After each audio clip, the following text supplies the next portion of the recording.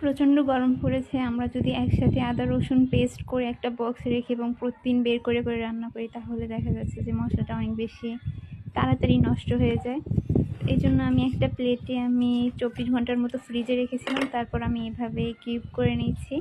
তারপর আমি দুটো বক্সে, একটা বক্সে যেহেতু হয় নাই সেজন্য আমি 2টা বক্সে এরকম কিউবগুলো আলাদা আলাদা করে রেখে দিচ্ছি। এবং এটা কিন্তু একটার গায়ে আরেকটা লাগবে না, কারণ এটা অলরেডি বরফ হয়ে আছে। আমরা খুব সহজে পিস পিস একটা করে পিস নিয়ে বা 2টা পিস যেদিন যেরকম লাগবে ওভাবে নিয়ে আমরা রান্না করতে পারবো। অথবা আপনারা কিন্তু আমাদের যে ফ্রিজের সাথে যে বরফের যে একটা ট্রে দেয় ওটাতেও রাখতে পারেন। আমি বরফের ট্রেতে রেখেছিলাম আদা বাটা, এর জন্য এখন আমি এই একটা প্লেটে সংরক্ষণ করেছিলাম আর এখন আমি ফ্রিজে রাখতে নিয়ে যাচ্ছি। দেখুন বড় একটা আইসক্রিমের বক্সে ওইটাতে ছিল আদা বাটা, যেটা আমি আইস ট্রেতে সংরক্ষণ করেছি।